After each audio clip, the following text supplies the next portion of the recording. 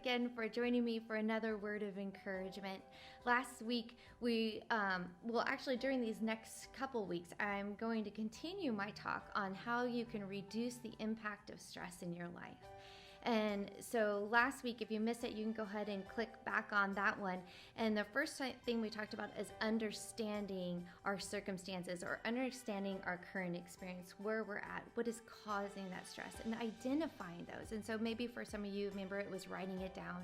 But I think that's really important, the important first step that we need to take in identifying is into eliminating stress in our lives. And so the second thing is to really inform ways to manage your stress.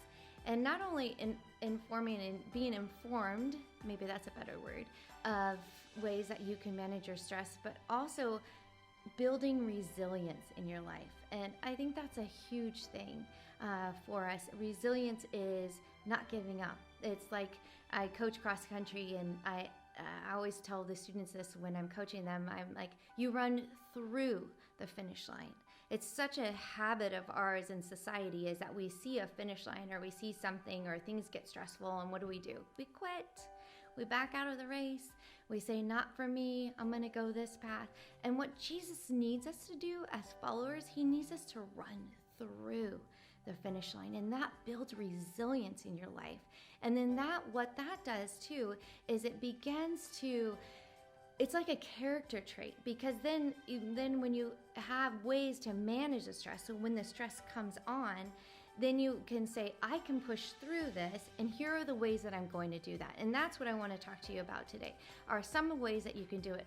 Number one thing, foremost, is sleep. What kind of sleep are you getting? Is your sleep 4 hours a night? Is it 5 hours a night?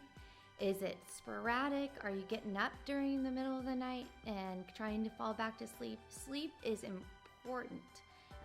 8 hours of sleep is what we should be getting. I know that's a little hard for some people, especially when you are a caretaker or a parent or have a very demanding job, but I'm going to encourage you to set some healthy boundaries in your life, because when you have sleep, it does something different to your stress, because you're able to function at a higher state. Does that make sense? You're able to make better decisions when you've had sleep.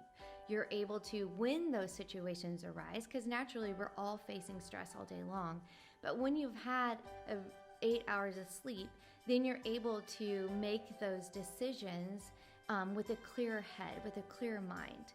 And so number one is that. Number two is nutritional health, right?